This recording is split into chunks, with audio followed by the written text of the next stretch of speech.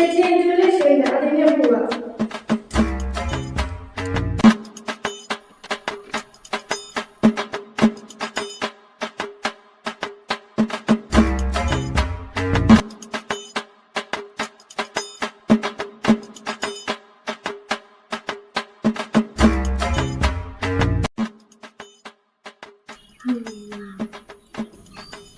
ലക്ഷ്യബോധം കേടി ഇങ്ങോട്ട് വാ.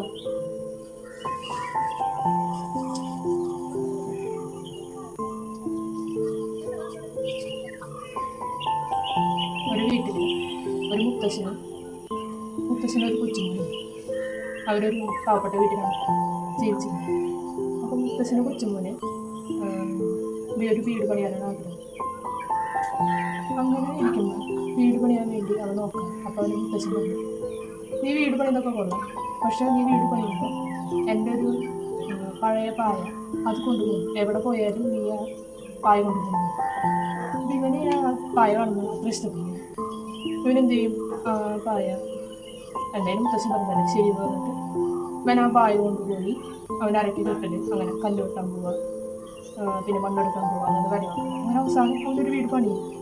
ഒരു വീട് പണിത് കഴിഞ്ഞ് കഴിയുമ്പോൾ മുത്തശ്ശനോട് ഇവൻ ചോദിക്കും. എന്നാലും മുത്തശ്ശൻ ചെയ്തത് ശരിയായില്ല. ഞാൻ എത്ര പേരുടെ കയ്യിൽ നിന്ന് നാണക്കേട് കേൾക്കുന്നത്.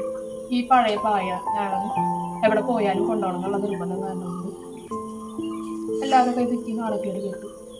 അങ്ങനെ അപ്പം മുത്തശ്ശൻ പറയും, അതുകൊണ്ട് നീ വീട് പണിക്കുകയും ചെയ്യും. അപ്പോൾ പറയും, അതും ഇതും തമ്മിൽ എന്തോ ബന്ധം? അപ്പോൾ മുത്തശ്ശൻ പറയും, ഞാൻ എന്തെങ്കിലും പറയാൻ കാരണം പറയും, നീ ആ പായ കൊണ്ടുപോകുമ്പോൾ മറ്റുള്ളവർക്ക് വർത്തമാനം പറയാൻ പറ്റില്ല. നീ എന്ത് ചെയ്യും? ആ പായും നിനക്ക് ആവശ്യമായ സാധനങ്ങൾ കൊണ്ട് നീ വീട് പണിയും ചെയ്യും. കാരണം നിനക്ക് ആ പായ മറ്റുള്ളവർ കണ്ടാൽ അതൊരു കളിയാക്കലിന് വിധേയമാകും വിചാരിച്ചിട്ട് നീ നിൻ്റെ പണിക്ക് വേണ്ടി പറഞ്ഞ പോലെ ചെയ്യും. പക്ഷേ നിന്റെ ലക്ഷ്യത്തിലേക്ക് എത്തിക്കാനുള്ള ഒരു ചങ്ങലയായിരുന്നു ആ പായ. അതുപോലെയാണ് നീയും ചെയ്യുന്നത്.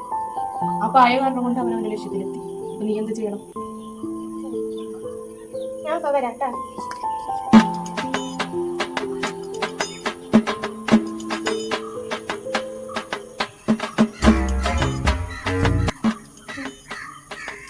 ഇതാണ് എൻ്റെ ചങ്ങല. ഞാൻ ഫോൺ നോക്കുമ്പോൾ ചേച്ചനോടല്ലാണ്. എന്നാലും ഞാൻ